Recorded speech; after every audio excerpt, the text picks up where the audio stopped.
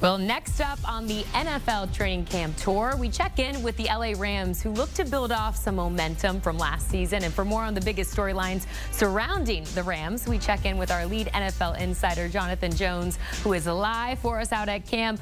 JJ, great to see you. The Rams are poised to make a big impact this upcoming season after what some people would call was unexpected success last season. They have the tools. Set the stage for us, though, with what's going on at training camp as this franchise looks to be true contenders this upcoming season.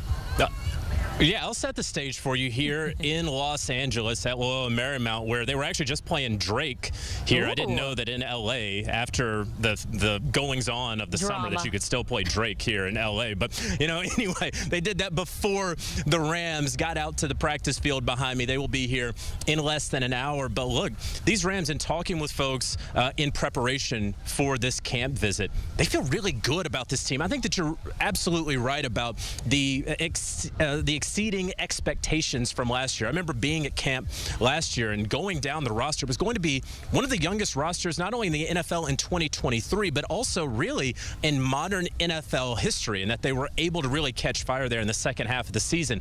That's what they need to bottle up for Sean McVay. I know that as a head coach, he is now reinvigorated with that younger group, and that they were able to build and stack those reps and get that experience. When you talk about all of those young guys, of course you're going to start with Puka Nacua, and then you go to a Kobe Turner, and you have a Byron Young over there rushing the passer. Yes, they no longer have Aaron Donald, but they have Matthew Stafford, and of course they have a healthy Cooper Kupp, who we can talk about in just a little bit. And so I know that the Rams feel very good about their talent. They also feel very good about their depth. And so it's very odd to say, hey, yeah, they lost an all-world defensive player, perhaps the best defensive player in the last 10 years in the NFL, and Aaron Donald, but they actually should still be contenders. And look, I don't even mean for a wild card. I mean, they absolutely can push the San Francisco 49ers in the NFC West. We know that those are two teams that play each other very, very well and tightly. So, look, I'm excited to see what they have out here, and I know that they are very excited after exceeding expectations last year to build off of, especially that second half of the year in 2024. Let's go ahead and dive a little bit deeper into the pieces that they do have. You mentioned a few names there. They have a chance to make a splash, especially with the talent on offense. An offense that Matthew Stafford will be leading. He's the engine, as we know, that keeps this train moving. But with that being said, they still need the pieces around him, names like Puka Nacua that you mentioned, Cooper Kupp, to step up. Those two have a chance to prove that they are the best receiver duo in the NFL, but the burden cannot just be placed on them. No, you're absolutely right. So we'll start with them, first of all, where you have a healthy Cooper Kupp, someone who hasn't been healthy in an entire offseason since before their Super Bowl run. And, oh, what did he do there? He just happened to win the NFL Triple Crown in receiving, and then he went out there and won Super Bowl MVP. But he talked about that. He said how, it was a long offseason after that, and then he got banged up. And now, going into the 24 season, he's finally healthy. He and Puka Nacua actually in the offseason worked out together several times during the week. 6 a.m. they were up in the weight room, out there on the football field, training together. Puka Nacua coming off what could have been, in really any other year where C.J. Stroud does not exist, an Offensive Rookie of the Year campaign. Well, what Puka did was he is not resting on his laurels. He is out here trying to get better, trying to refine his craft and learn the nuances of this offense with Sean McVay, as well as what Matthew Stafford likes and what he doesn't like. In talking with folks with the Rams, they feel like this can be, in terms of wide receiver options, like the 2017, 18, 19 Rams, where you had Cooper Kupp and you had Robert Woods, each of whom could get 90 receptions in a season, and during a game, you never knew who it was going to go to. But meanwhile, you also have the number 3 and the number 4 wide receivers here. And is that going to be Demarcus Robinson at 3? Is it going to be Tutu Atwell at 3 or 4? We will see how those things play out.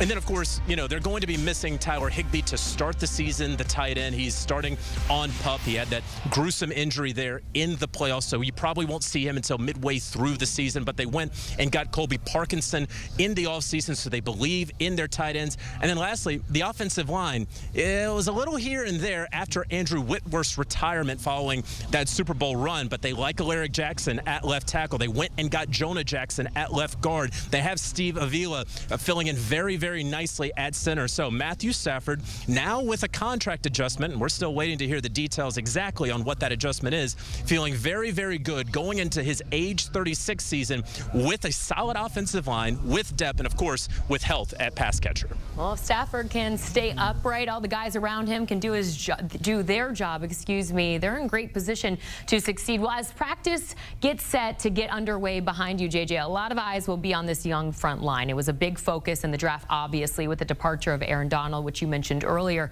They picked up two talented Florida State products, Jared Verse and Braden Fisk. How can these two find success? You're obviously not going to replace Aaron Donald, but where can they find success? You know, they feel really good about the top to bottom depth along the defensive front. I talked to someone who said, I feel about as good about this defensive line as I have outside of the second half of the 21 season when they traded for Von Miller. And when you have Von Miller and Aaron Donald, it kind of doesn't matter who 3 through 7 are. Like, that's really good, right? But they really do like their depth, as odd as it sounds. Look, you have Byron Young, and he could have been defensive rookie of the year as well. We talked about Puka Nacua being offensive rookie of the year. Will Anderson Jr. obviously won it, but Byron Young out there doing what he has been able to do. As you note, Jared Verse and Braden Fisk, they're not asking them to do too much, but in talking with Sean McVay a little later today, I do want to know if he needs the younger guys to get older faster because Aaron Donald is no longer here. So that's going to be a question that we ask Sean McVay a little bit later on today. But in terms of attacking the passer, that's something that these Rams should be able to do. Yeah, they're worried a little bit about middle linebacker depth, but a lot of teams are around the NFL. That seems to be the one weak spot there. And of course, in the cornerback position, they just lost Darian Kendrick, who to an ACL. They just signed Jerry Jacobs, and so he's going to be working as a depth piece here at defensive back, at cornerback. But look for, of course, Tre'Davious White, the longtime Buffalo Bills stalwart, as well as Darius Williams making a return back to the Rams. Those two guys should be the starting corners moving forward. Well, a lot of high expectations, looking to build off the momentum from last season's unexpected success, as we could say. What would you say as we get set to say goodbye to you, JJ, would define success, in your opinion, for the Rams this upcoming season? Yeah, I would say a playoff victory. I really, truly think that, you know, it's interesting. When they make the playoffs and lose with Sean McVay, then they go into the Super Bowl. And then when they make the Super Bowl, then they tend not to make the playoffs. And so right now, if they follow along the same trajectory, this should be a Super Bowl appearance for the LA Rams if you consider the last 6 years. But in all seriousness, you know, I am not ready to put them among the NFC elite, right? On paper, from top to bottom, I'm not sure that they have as talented a roster as the Dallas Cowboys. I know they don't have as talented a roster as the San Francisco 49ers, and we could probably argue with a couple other NFC teams in there. But what they do have is Sean McVay. What they do have is Matthew Stafford.